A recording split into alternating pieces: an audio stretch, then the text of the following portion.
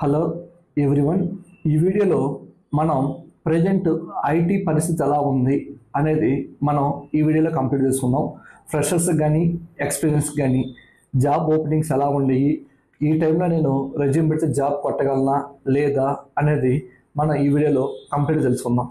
ఇప్పుడు ఏంటంటే present ఫ్రెషర్స్కి IT market చాలా దారుణంగా ఉందండి. కాబట్టి ఎవరైనా ఫ్రెషర్స్ అనేవాళ్ళు ఇలా మేము 100% జాబ్ ఇప్పిస్తాము అని మేము మీ చేత 50,000 80,000 కట్టించుకొని ట్రైనింగ్ ఇచ్చే వాళ్ళని అసలు నమ్మద్దు. ఎందుకు అని అంటే ప్రజెంట్ ఐటీ మార్కెట్ చాలా బ్యాడ్గా ఉంది.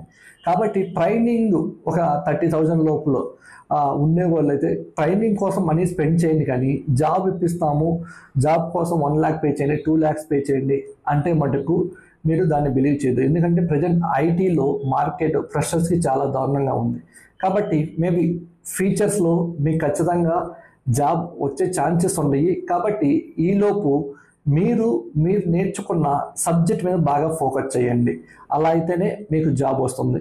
కాబట్టి ఫ్రెషర్స్ అనేవాళ్ళు ఎవరైనా ఏదైనా ఒక కోర్స్ తీసుకుంటే ఆ కోర్స్ మీద మీరు 100% ఎఫెక్ట్ పెట్టడానికి ట్రై చేయండి. అంటే సబ్జెక్ట్ మీద, అంటే లాజికల్ థింకింగ్స్ ఎలా రాయాలి, ఇంటర్వ్యూలో ఎలా పర్ఫార్మెన్స్ చేయాలి అనేది మాత్రమే మిమ్మల్ని ఇంటర్వ్యూలు అడుగుతారు. కాబట్టి చాలామంది చేస్తున్న మిస్టేక్ ఏంటంటే ఫ్రెషర్స్, సార్ మేము పవర్ BI తీసుకుంటాం, సార్ మేము సైబర్ సెక్యూరిటీ తీసుకుంటాం, సార్ మేము SAP తీసుకుంటాం అలాంటి అనుకునే వాళ్ళు మీరు అలా చేయొద్దండి. ఎవరైనా మీరు ఫ్రెషర్స్ అనేవాళ్ళు ఫస్ట్ ప్రోగ్రామింగ్ లాంగ్వేజ్ చూస్ చేసుకోండి. ఎందుకనంటే ఇంటర్వ్యూలో వాళ్ళు మిమ్మల్ని అడిగేది only logical questions and oops concept. కాబట్టి మీరు ఇచ్చిన క్వశ్చన్స్ని ప్రాపర్గా ఇంటర్వ్యూ క్లియర్ చేయగలిగితే చాలు, ఆన్సర్ చేయగలిగితే మీకు 100% MNC కంపెనీలో జాబ్ వస్తుంది. ఫుల్ వీడియోస్కి మన ఛానల్లో మీరు చూడండి. Thank you.